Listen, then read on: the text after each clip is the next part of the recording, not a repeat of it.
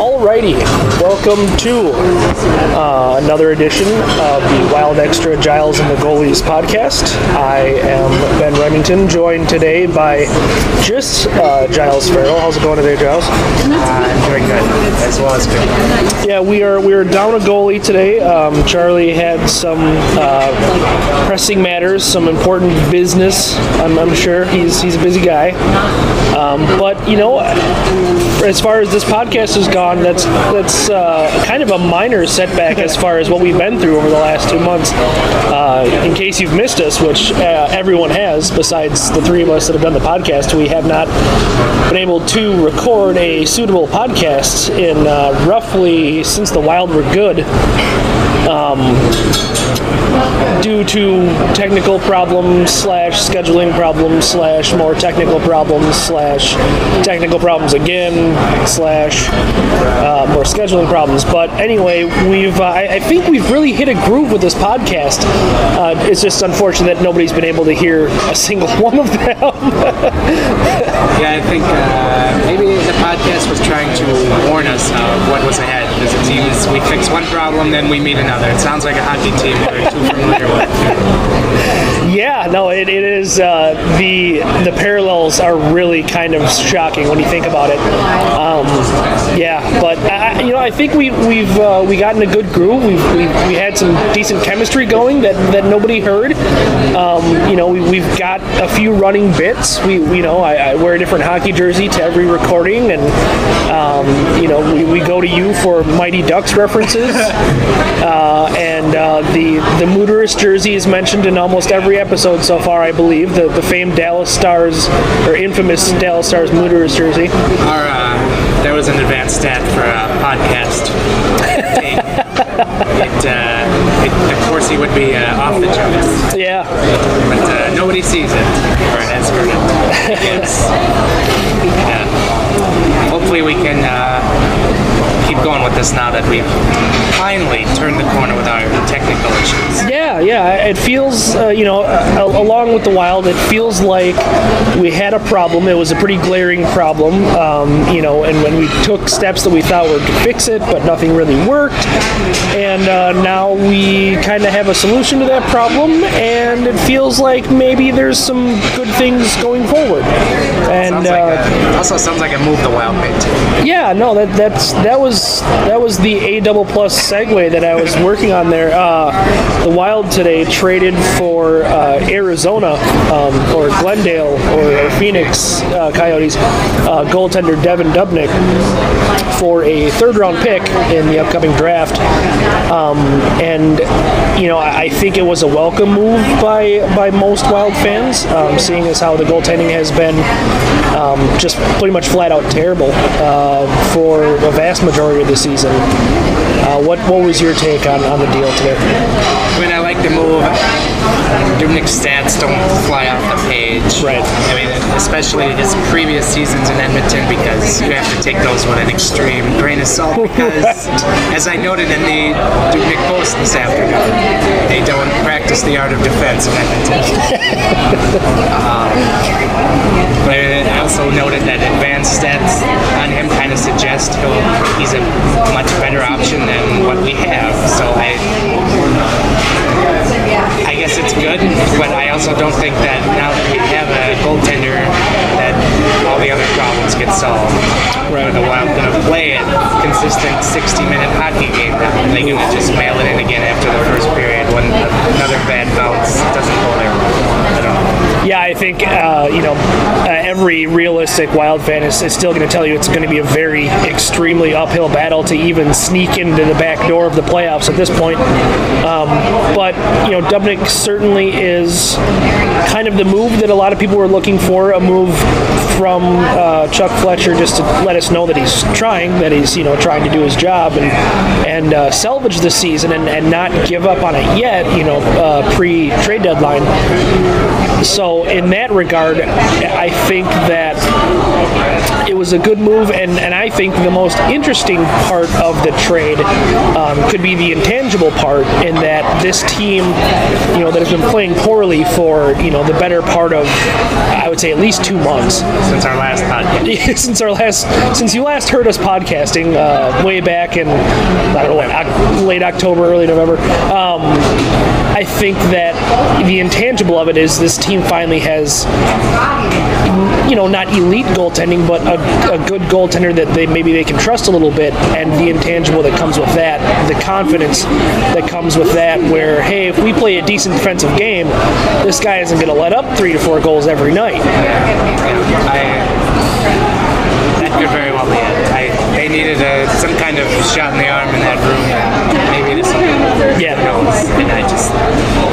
And another question I guess I have with this is, now where do you go, since it's just more of a temporary fix, where do you go with goaltending long term after the season's over? Josh Harding is done. Nick Backstrom still has a year left on his contract. Do you buy him out?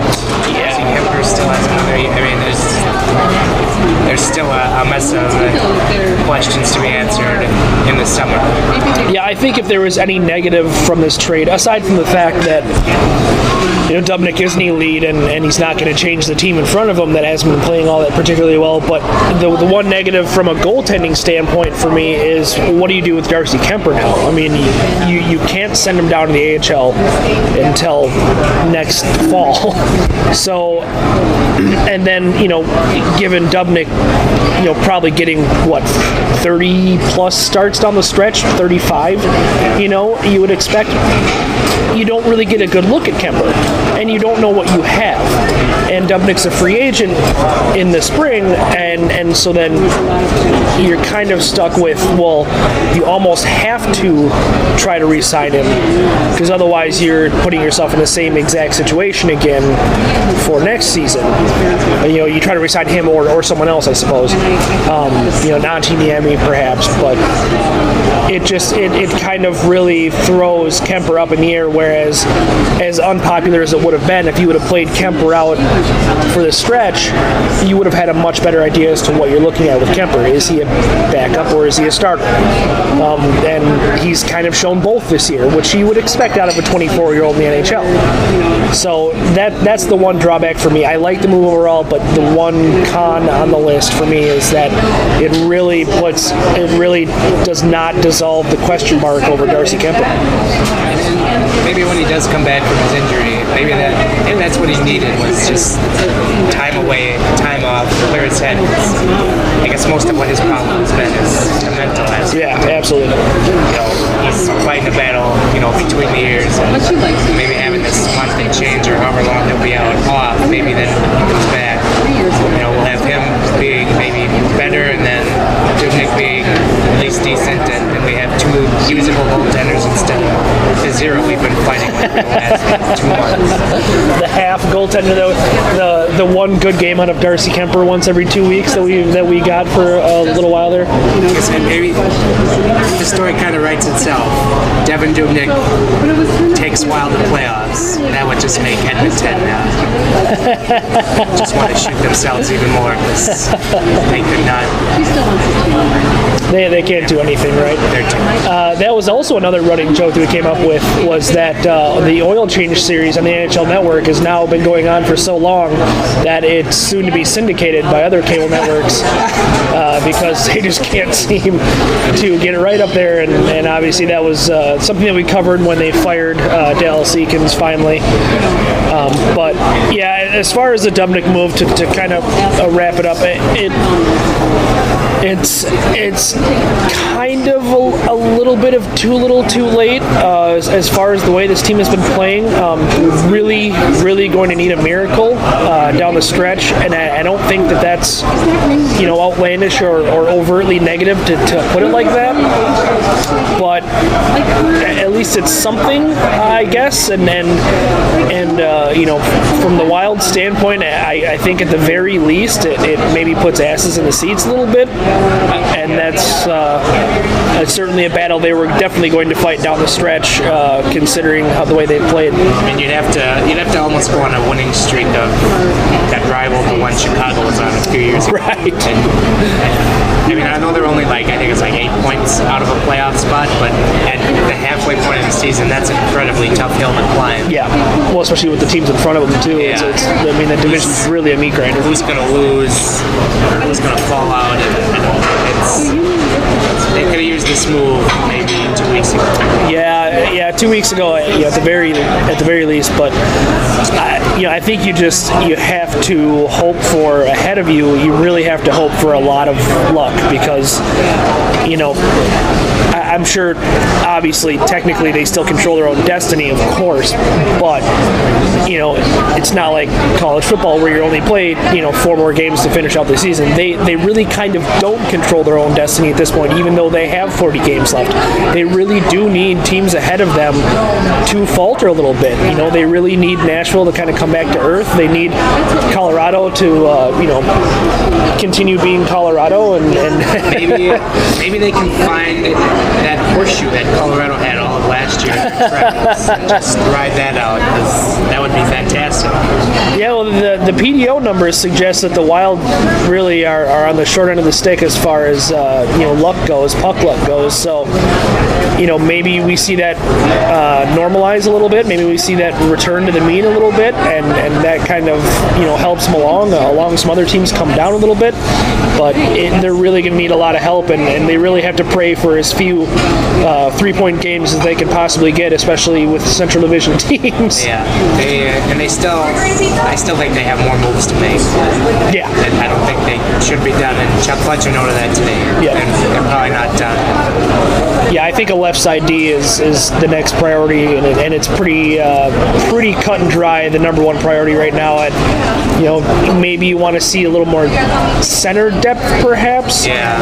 Would probably be the second thing on that list, but left side D certainly, especially considering Ballard won't be back, and with the other injuries that we've dealt with, it's definitely got to be a priority. I just think seeing Prosser, Falk, or Bickle in the lineup has kind of run its course. Yeah. I was in Nate Prosser's corner early on in the year, but he's kind of gone downhill. Yeah. They need another defenseman like no other at this point. Yeah, and the issue with Prosser is not when he's playing actually on the third line and getting a whopping 8 minutes a game. I don't think that he's going to maybe have a defensive breakdown that costs you a goal every so often, but it really isn't going to kill you so much. But the issue with him being your third line D is instances where Marco Scandella is hurt, where Ryan Suter gets his first suspension of his career, where et cetera, and he ends up playing on the second line. Then you've got a problem. That top four is pretty good, but when you start subbing out there's a pretty steep cliff after that top four, and when you start subbing guys in, that's when you start having the big defensive breakdowns with guys like Prosser and a young guy like Foley and playing 20 plus minutes a game. And that's something I noted in my half-season analysis on the site on Tuesday. Was it seemed after the Wild lost out on Clayton Stoner and Willie Mitchell to enormous contracts that nobody in their right mind should sign. No, God. We just kind of seem to pack it in, and we're content with picking up Falk, Bickle, and Prosser to two-way deals. And no, that's just once the Full and Dumba pair became evident that they're not going to be here all year. Right. It's just it just seemed like they kind of messed up on that one. But yeah, I mean, even considering that we got Prosser, at the very tail end of training camp, consider where we would be if St. Louis didn't waive him. I mean, you're looking at Stu Bickle playing north of 20 to 30 games right now or something like that, just ugly. So, yeah, depth is definitely a concern, and that's definitely the next thing I think you'll see them trade for is that D. Poor Stu. Everyone hates on him so much. I'm sure he's a nice guy, but he gets so much negative attention. Yeah, and his play certainly is not the best, but he definitely gets a very disproportionate amount of hate for the Wild's problems. If you just read Twitter alone, you would swear that Stu Bickle was like reason number 3 why the Wild are where they're at, and it's really kind of not the case, but it is funny, I think. Well, we had some other big news happen this evening, luckily before the podcast, so we can get this in here. Ryan Suter was suspended for 2 games. I'll file that also under things I expected to not hear this year, right next to the bumps. I didn't see the hit live, but I looked at it a lot today, and that was just... That's not the kind of player Ryan Suter is, but I'm fine with the suspension, and that was a bad hit. Yeah, it was a bad hit, and Suter was the first guy to say that, and he apologized to Downey immediately, and as soon as he could after the game, I think he had Crosby's number and texted him or something like that, but yeah, certainly out of character for Suter, and maybe just kind of a microcosm of his frustration. I mean, you got to assume that's what was going on there, and just kind of an ugly hit, and obviously something they're trying very hard to take out of the NHL, and that's the reason for the suspension. I'm not shocked that he was suspended, but given that it was his first real offense, I would have leaned more towards seeing him fined, given that he really, hasn't done anything like this in the past, so, you'd kind of think they'd give him the benefit of the doubt on the first time, and then hit him with a suspension the second time, but, I don't think that anybody's really too outraged at a 2-game suspension for a hit like that. I mean, there's just no reason for hits like that, and like I said, Suter would be the first guy to tell you that. I guess more kind of on a positive note, Suter gets 2 games off. He's run out there for 30 minutes a night, and his play of late hasn't been great, and somehow he still managed to be the Wild's representative at the All-Star game, which is surprising because you could say he's been their 4th best defenseman all year. Yeah, no, you definitely can make a great case for that. We can file Suter's minutes under not having a good third deep pairing, as we just discussed. So I'm kind of taking the high road with this, and him having 2 games off will maybe help him come back a little better. Yeah, I think we need him. I think clearing his mind is probably a good thing, and that frustration that obviously was built up and is evident with the whole team. It's a good thing for him to get that out, and obviously when it comes to the hit, you don't want to see hits like that, and I highly doubt that he's the type of guy to be a repeat offender. Never say never, but he's not Matt Cook. That's not his game, and yeah, that's true in that regard. But it's just not his game, and I'd be really surprised if you see him, with a hit like that, suspended or not, especially this year, let alone in the future. I don't really see anything like that out of him again. No, I wouldn't either. Especially, I think it was Russo noted that he's probably one of the more squeaky clean players you'll watch, especially in the league now. Yeah, just another oddity in this season full of them. Yeah. Yeah, it's definitely been one of those type of years where you're seeing a lot of headlines you don't expect seeing.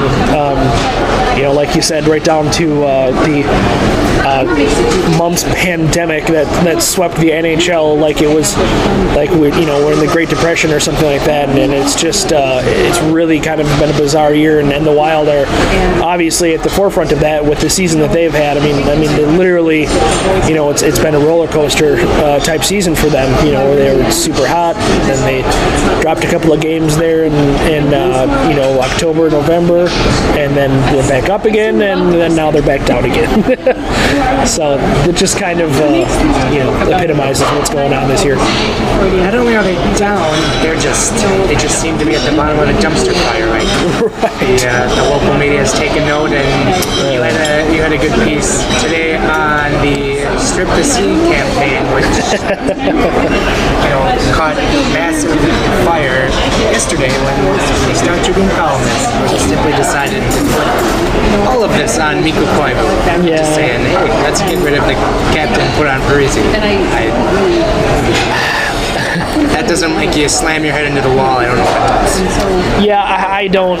Obviously, Strip the Sea has been a thing for quite a while. Basically, since Parise arrived, it feels like, and you can hashtag one of us as far as that goes. But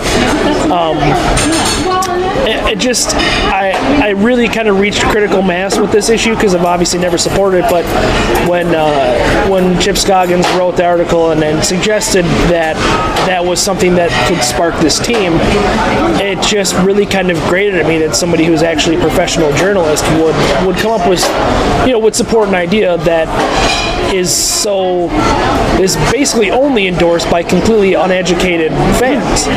Nobody with any kind of knowledge of this team and really in-depth knowledge of the sport was advocating that kind of move, and then he did, and that just more or less just kind of set me over the edge. I was planning on writing about it anyway, I believe, but that article really just kind of turbocharged me. It just, as you said, it just comes off as a completely uneducated take. I don't know. There's not just one leader on this team. There's a whole group of them. Mike Gill points to them constantly, saying the leadership on this team, which probably includes Koivu, Parise, Suter, Jason Pominville, and probably more lately Thomas Vanek, who I guess has become more vocal. And they're all former captains. Yep. We have no shortage of captains on this team. They're all leaders. Everyone does their thing to help everyone else, and I just feel like the sea is just more of a symbolic gesture more than anything. And maybe hockey has too much of a sacred relationship with the captaincy because it's been a pretty prevalent thing in hockey. Outside of Jason Varitek, you've never seen the C on a baseball jersey, and they added them to football jerseys a couple of years ago, and that's really kind of an exercise in too much crap on NFL jerseys, basically, which isn't surprising. But the captaincy in hockey is a really big deal. I mean, going back to look at John Beaulieu. I mean, that's kind of the legacy that you're dealing with. It's a bigger deal than just a piece of fabric on somebody's jersey. And I think, seeing as how it was Mikko's team when Parise and Suter arrived, it's Mikko's team. It's not like they showed up and they took over the clubhouse and they put their CDs into the stereo and they told all the kids on the team how to behave from that point on. No, they followed Mikko's lead, and certainly, Parise is a more vocal leader than Koivu is. Yeah, I mean he's American. He speaks the language better. He's just more of an outgoing guy. Koivu's a typical stoic Finn. It's not surprising. Michael Russo or Chad Graff or anyone who's in that room every day knows that it's just an easier quote to grab from Parise instead of Koivu because, like you said, Parise speaks English. That's his first language. Koivu, that's not the case. I think Koivu does more things behind the scenes than what we know, and I'm guessing in that players' meeting they had last night and today, he probably did a lot of talking. Oh, I'm sure he did, yeah. And he just... This is one of the most pointless debates. Like, it's just not necessary. There's other things we could be worried about, and I don't know why you would write something like that. That just bothers me. I know Koivu hasn't played well this year. I've been in his corner a lot. but it's just this is pointless debates. Yeah, and that's kind of what my article was on. You know, it's kind of weird writing an article about something that's pointless. You kind of feel like, oh, maybe my article's pointless, but it was basically just like we have bigger things to worry about, and there's actual solutions, you know, to the problem of where the Wild are at, and the captaincy isn't a solution. Like changing that does nothing for this team.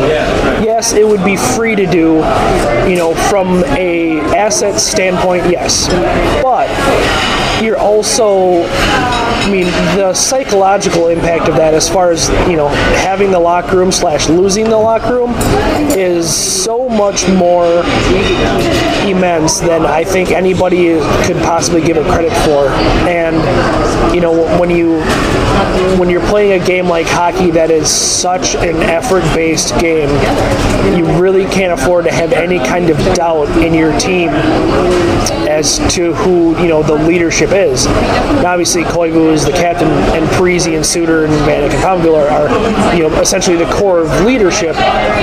But to make changes to that is just so. I just thought it was just so pointless, and I really hope that we as Wild fans can move past such. You know, it's basically just a bias against Koivu is what it comes down to. Right. He's not playing that well. He makes a lot of money for what he produces. I understand all those things. I am totally with all of the Wild fans who think that he's overpaid and are disappointed in his production. But that doesn't mean that, you know, tearing the C off of his sweater, you know, whether it's ceremonious or not, is a good idea that's going to right the ship. And it doesn't always have to be the team's best player. Right. To wear the I know Never. Everybody kind of looks at, well, there's Crosby and then there's Ovechkin and then Yeah. there's Stamkos. Well, no, it doesn't have to be. Dustin Brown has captained the Stanley Cup champion Los Angeles Kings, and he's their third line center. Right. It's not always necessarily the best one. I don't know. Maybe at the end of the day, if you really want the strip to see, then just at the very most you could do, I guess, go back to the Jacques Lemaire system where you just rotate it around because you've got enough people to do that. Yeah, and you could. With this team, like I said, 5 former captains on this team, it's kind of you've really got an embarrassment of riches as far as leadership. We're not looking at the Montreal Canadiens here where they are, you know, don't want to put it on anybody because they don't feel comfortable putting it on Subban, you know, or the original Strip the C movement in San Jose, where the only reason that movement worked is because the front office is the one that started it and they took the C off of Joe Thornton. But it doesn't change anything. It's not making a difference in Montreal. It's certainly not making a difference in San Jose. You know, maybe come playoff time, if San Jose sweeps their way to the Stanley Cup Finals because Joe Thornton's not the captain, then there's egg on my face. But that's a chance I'm willing to take at this point. So yeah, I don't know. That's just kind of the mini blow up that I had via a blog post this week. Yeah, it's pointless. I just don't understand why it just needs to be rehashed. I know. Well, what do you do?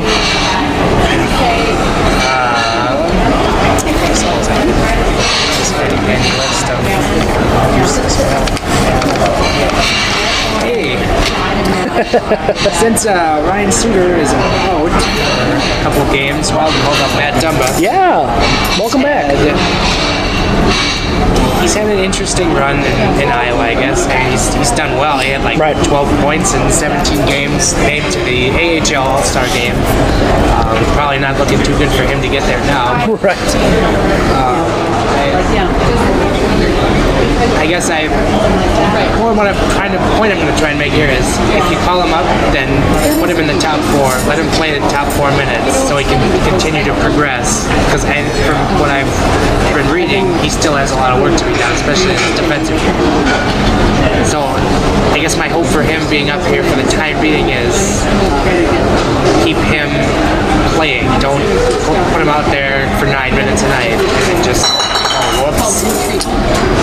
Yeah, I would agree with that. I think that the send down to the AHL was absolutely needed, and obviously, there's a lot of people that believe he still needs time in the AHL, and I can totally get behind that because he's still very young.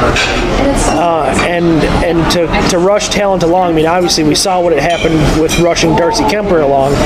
You get flashes of brilliance, and then you get long periods of complete ineffectiveness, basically.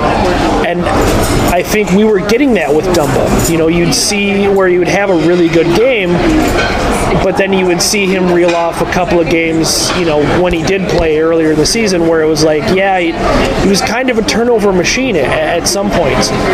And so I think he still does, need some cook time. I think the Wild's defensive situation with Ballard out and Scandella out and Suter suspended obviously necessitated him being called up. I'd be interested to see if they keep him up after Suter is back and Scandella is back. I kind of doubt it, but it's possible depending on his play. But yeah, I think you do just kind of throw him right into the fire and hope that he picked up some confidence in Iowa and that his game has been shaped at least a little bit, and playing with one of the other top four guys helps him enough, covering up those turnovers he's kind of famous for. Yeah, I think it was Nick. He went to an Iowa Wild game in Rochester, and he made some observations on the obvious players, and Dumba was one of them. And he said he takes a lot of higher risk, low reward plays. Yeah. And obviously that's a concern. But like you also said, he's still 20. Right. It took Marco Scandella how long to get it together before he finally turned into a good defenseman. Yeah. He was up and down, and then finally it just clicked. He was on, and he was kind of written off at that point before he turned it on. I think it's too early to give up on Dumba, as some have already suggested. Kind of astounded by that, but yeah, I don't think he did. Maybe there's just doubt in people's heads because of the Wild's history with first-round picks. That's a pretty easy case study to take, I guess. But I think Dumba just needs a little more cook time, and hockey is such a mental game at times, especially it seems like on the defensive end of things. You really have to be a pro at positioning, and you really kind of have to be pretty disciplined in what you do. There's obviously exceptions to that rule. PK Subban and Erik Karlsson maybe to a lesser extent, guys like that really are just so absurdly talented that they can get away with it. And Dumba's really talented. He's obviously a very offensively gifted defenseman, but I don't think he's in that class of defenseman, and so he really just needs to refine his game some more. And having a 20-year-old in the AHL is not a bad thing. Like, it's no matter how well he's performing there, you really have to get to the point where people are asking, he's reaching his mid-20s before you really have to worry about is he been down there too long. He hasn't even spent a half a season there yet. He went from the juniors last year to a cameo in St. Paul this year to the AHL, and if he spent more than a full season in the minors, then maybe I think you have an argument as to say the Wild are sitting on him a bit too much. But until then, until his game in Iowa is virtually flawless, you keep him down there, or if you have to call him up like the situation they're in now, you make sure that he gets those minutes and make sure that he soaks up as much as he possibly can. Like I said, just more the minutes, the better. And if that doesn't come up here, send him back down. Right. And I'd certainly like to see him on the power play. Yeah, except the power play. Try something. Kind of a couple of my notes on the head coach. I guess we kind of segue into that. Sure. I guess we kind of breezed over that after the Strickland C thing. Yeah, no problem. A lot of talk. Yep. Should he go? Should he not? I think if he was going to go, he would have went by now, because it can't get much worse than that. Right. He actually got a big vote of confidence from Chuck Fletcher today when Fletcher told Michael Russo it's just, this is more of a performance issue. I'm not looking at Mike at all right now. He's our coach. He's a good coach. I don't disagree with that. Nope. I don't agree with everything Mike does, but Right. how, like not shaking up the top power play line. Sure. He keeps tossing it out there for a minute 50, and it's useless. Or like using Matt Dumba for 9 minutes a night, or Christian Folan back in the, it's just. But I just think we've seen his system work, and I just don't think firing him is in the better interest of the team, considering coaches who are out there. But I also would understand if they did, given how bad this team has gotten. Yeah, we've kind of gone through, the entire runaround on the Mike Yeo situation, especially on the website. You did an article, I know, and we've had a couple of articles on other coaching candidates, and along with articles more so in defense of Mike Yeo, a couple, maybe saying maybe it is the time.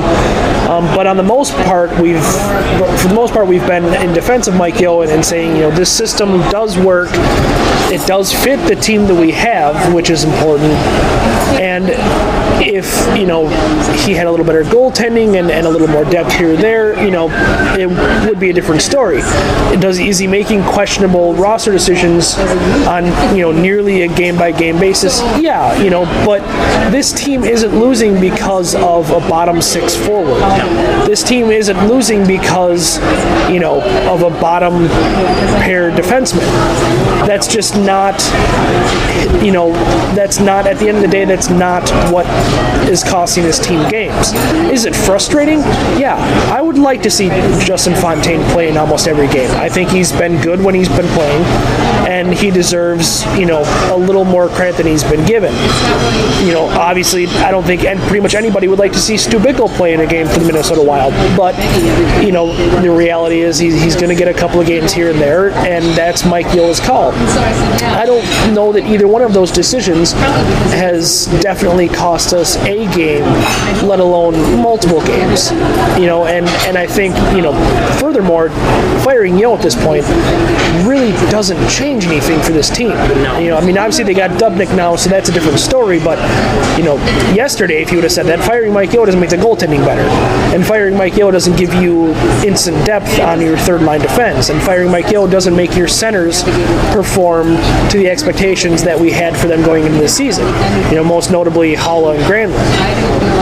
But it seems, like another one of those exercises in futility, compliments of a fancy hashtag that people like to use, hashtag fire Yeo, in the same vein as hashtag strip the sea. In theory, it could improve this team, but even that theory is severely flawed, and when you really break it down, it doesn't make a whole lot of sense. And there's a reason, like, Dan Wiles was still right.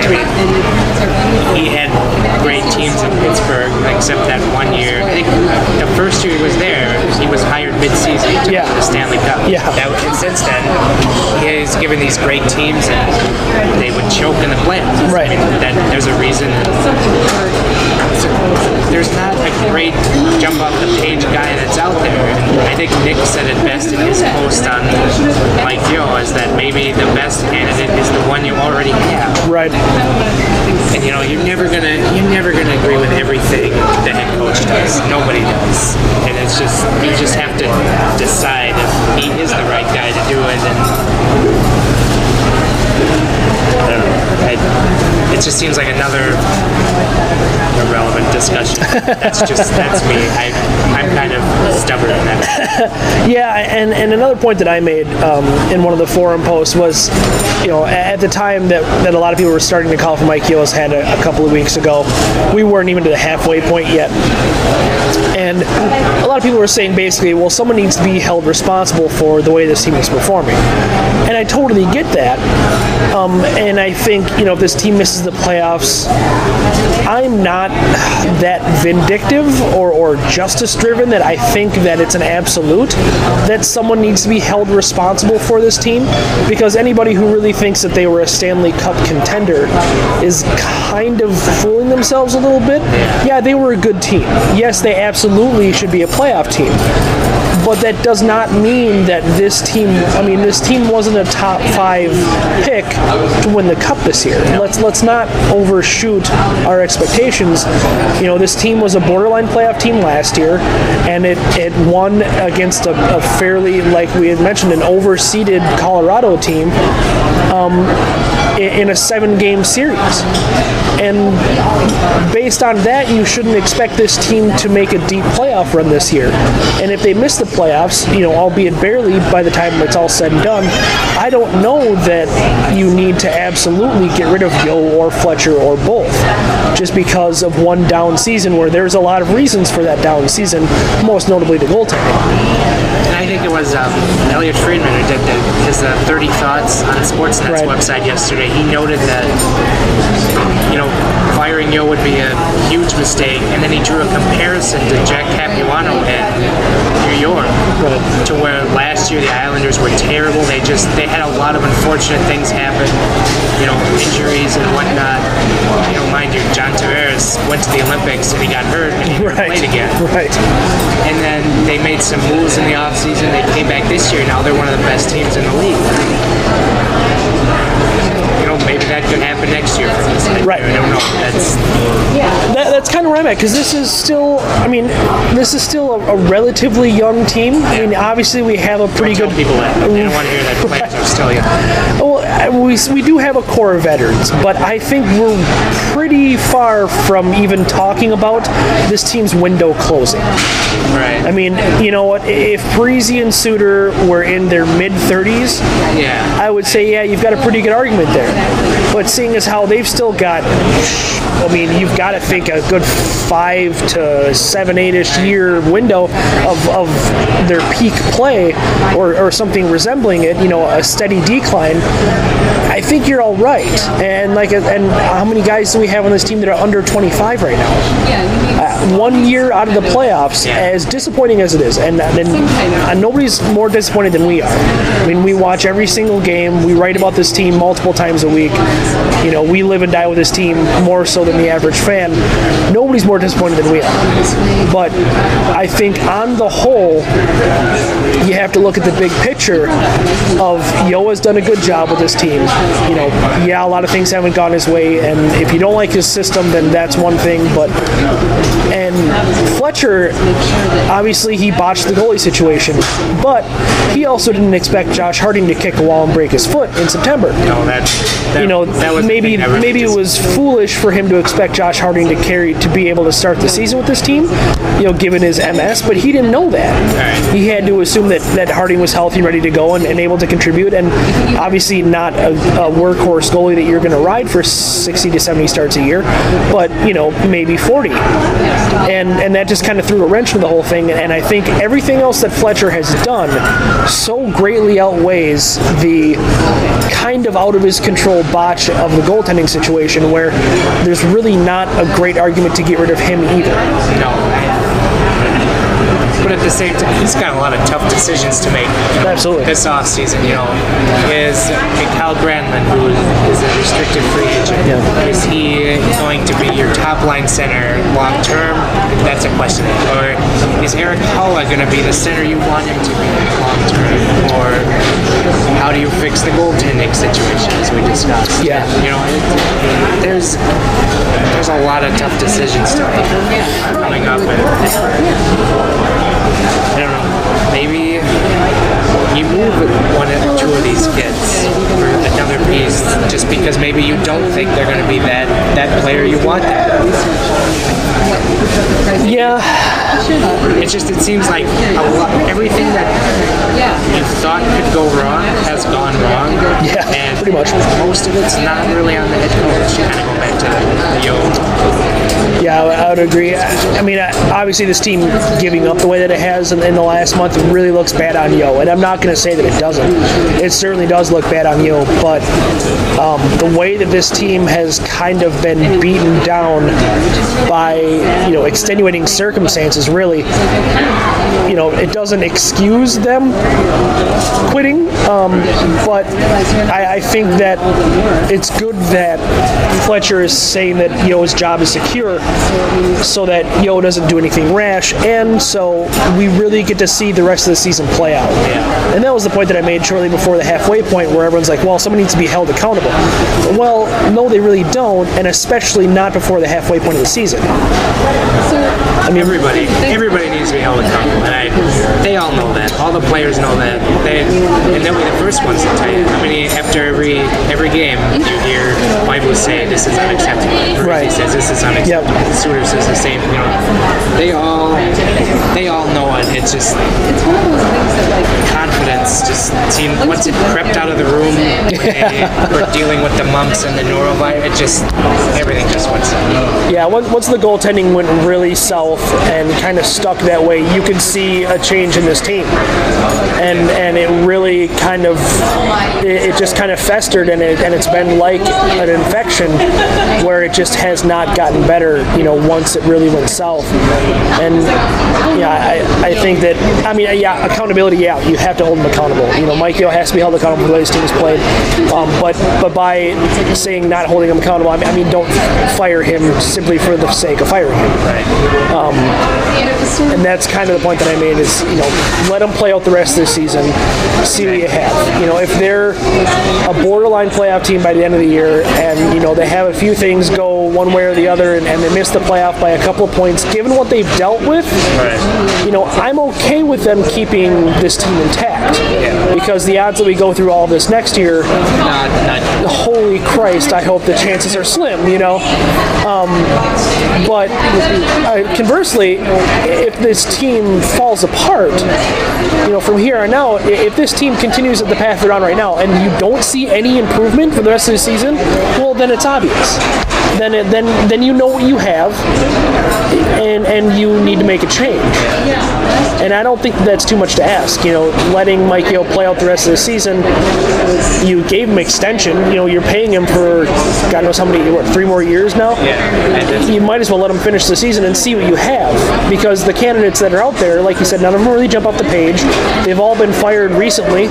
So it's not like, you've got a Hall of Fame coach sitting out there waiting, outside of the jokes you want to make about Jacques Lemaire, I guess, but that's, there's just not a really easy answer to this. Hey, speaking of Jacques, he's been kind of hanging around with the Devils. He's been seen at practices. It's not out of the realm. He just can't quit the Devils. Jacques will just never go away. I guess kind of as we wrap up here, kind of a little more fun thing to talk about since Charlie's gone. He doesn't usually have much to say on our particular favorite topic, jerseys, a couple of jersey notes. A jersey discussion that people are going to actually hear. I'm kind of excited for this because we had some outstanding jersey discussions that unfortunately are lost in the annals of the interwebs, never to be heard by our fans again because you can't really hear what we're saying. So what's your topic this week? I guess I had one, but then we got a second bit of news today when the Coyotes, they announced they're having a throwback night, and they're going back to as I like to call it, the Robot Coyote. Yes. One of my particularly favorite jerseys. I know it's not big on other people's list, but the 90s jersey that Jeremy Roenick was in, and Shane Doan. Shane Doan still Keith Tkachuk. Keith Tkachuk is the best. Nobody loves throwback night probably more than I do. Right. It's just it's fun to see the old jerseys come out of the closet. Unfortunately, the Wild don't have that. Right. No, I don't think you'll see him bring back the original green jerseys anytime soon, and that's probably a good thing. The throwback for the Coyotes, I actually do like that jersey too. I mentioned it in my ugly sweater piece shortly before Christmas, but that jersey made sense for them. It was a very southwestern jersey. It wasn't too modern, but it really you absolutely knew where that team was from and what they were when you saw it, and it was effective. Was it the most beautiful chess logo ever used? Not really, but it worked for what it was. And then, for whatever reason, they severed the head off of that coyote and put it in a desert landscape on a bright green jersey and called it their third jersey. That was great. And that made me want to vomit uncontrollably. So that earned my ugliest jersey in NHL history. But the black jerseys I do like. The Keith Tkachuk days, as we mentioned, and Roenick's later days and whatnot. I do looking forward to seeing that. But another brief throwback mention was what the Ducks did for Teemu Selanne was just absolutely awesome.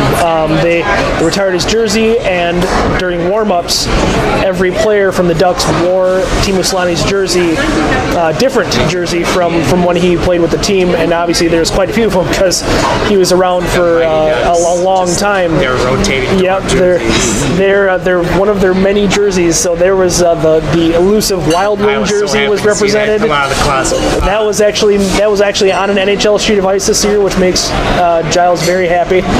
And along with their classic Wild Wing, the duck goalie mask logo, which was nice to see on the ice again. And then on the opposite side, you had the Jets, who did break out the 90s original Jets jersey. Yes. So having those 90s Jets jerseys are up there, and one of my favorites of all time. So having that and the Wild Wing jersey on the ice at the same time, that's just that's about as good as it gets for me, at least. Pretty much, yeah. And I was actually, when the Jets went back, I really kind of hoped that they stuck with that logo. Yeah. Or maybe just modernized it slightly. Yeah. And instead they went with something, which kudos to them. It kind of honors their Air Force, which is really cool because you don't see that out of a lot of teams. But I really was a little disappointed that they didn't have a modernized version of that original logo because it is just so cool. I don't hate their logo now by any means. I do like it, but it's a little on the bland side for me. The classic is it's just one of my favorites. definitely awesome. So what was your jersey? And then my other one was the illustrious All-Star Game jerseys, which were released, which will probably find their way into the ugly sweater discussions. Oh, with they definitely do. The Burger King and that Gordon's Fisherman. And the Coyotes, and just black and neon green for a game in Columbus. And I don't have anything against anybody in Columbus, so I'm sorry to all of you fans because I have the pair of All-Star jerseys from when the All-Star game was here. Yeah. That was probably the last great All-Star jerseys. And when you think about it, it's really been a downhill trend since. It really has, and the unfortunate part of it is, and this is something I also mentioned in the forum when you initially broke those jerseys, was that typically, and we were a great example of that, the All-Star jerseys looked like they belonged with the team in the city of the host. And now, and especially since they started doing the team picking deal, which I could take or leave, I think it's maybe a little on the played out side at this point, especially now the NFL's doing it. They really went to a very vanilla look. And a really vanilla look. And it really kind of irks me because it's like there's no personality to these jerseys at all. The only difference from year to year that you really notice are the colors. Which stick out for the wrong reasons. Right, exactly. And especially this year it sticks out because the Columbus Blue Jackets, who have about a drop of neon green in their entire history, are, just laden with neon green to the point where, they're calling them the Tron jerseys, which is pretty accurate if you've seen them. It is. It's just disappointing because in like the 80s and the 90s and then early in the 2000s, the NHL did a really good job with their All-Star Game jerseys. Yes. Particularly at a time when you really had hit or miss in terms of jerseys. They were always hitting. And then now we've just kind of gone into this just very bland area of jerseys for at least the All-Star Game this year. It also has that chrome logo that they toyed with for the Stadium Series last year. Yeah. I'm not big on that. It's just a big, giant failure to me in the jersey department. And if anybody in Columbus is listening, I'm sorry you have to look at that forever.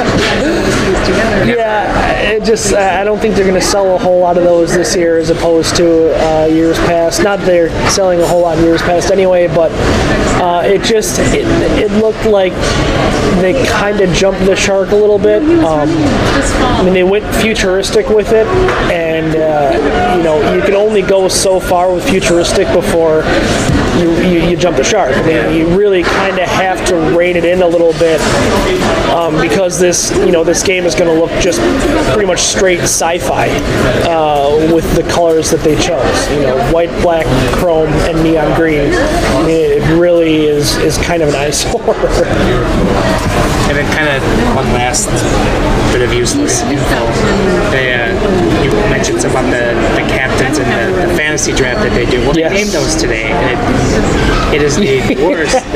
Like, obviously, Jonathan Taves is a big player in this league, but he doesn't do much for you for ratings. No. Just give you with the first pick, I take Patrick Kane. Oh, stunner. And he's just really? Pierre Maguire. So why'd you pick Patrick Kane? Yeah.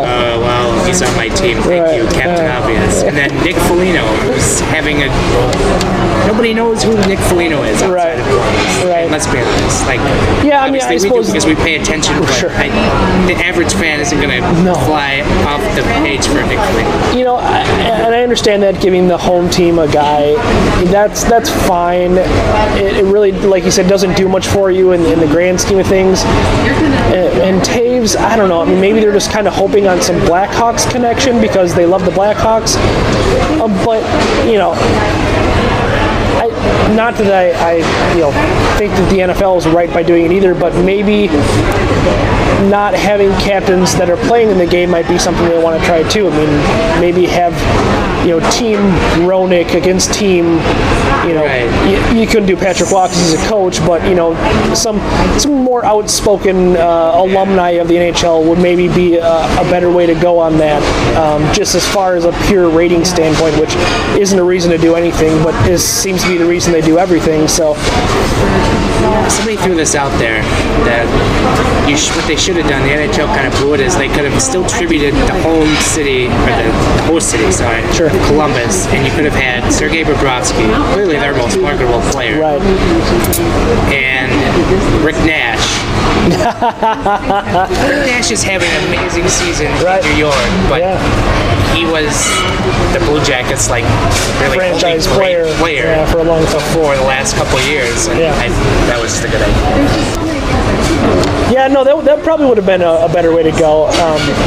More interesting, perhaps, but I don't know. The All-Star Game on the whole, I don't know that anybody's too excited about it. It's probably the second best of the All-Star Games, which isn't saying anything at all, considering the Pro Bowl is worse than anything that has ever happened in sports, and the NBA All-Star Game is not much better.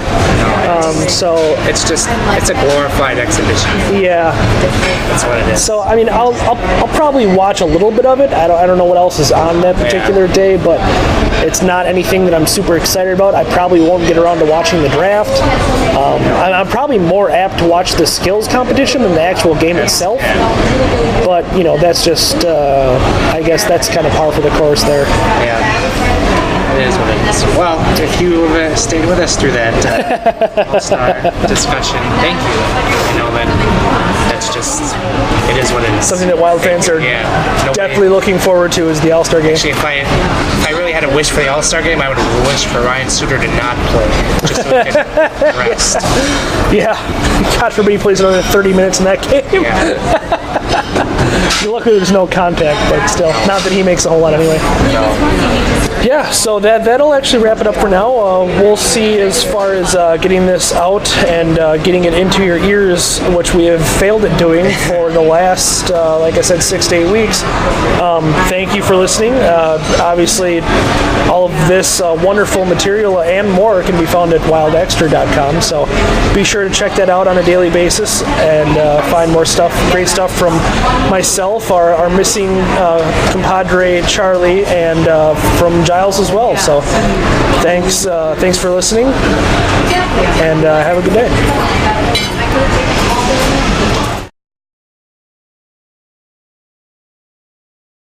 The worst episode ever.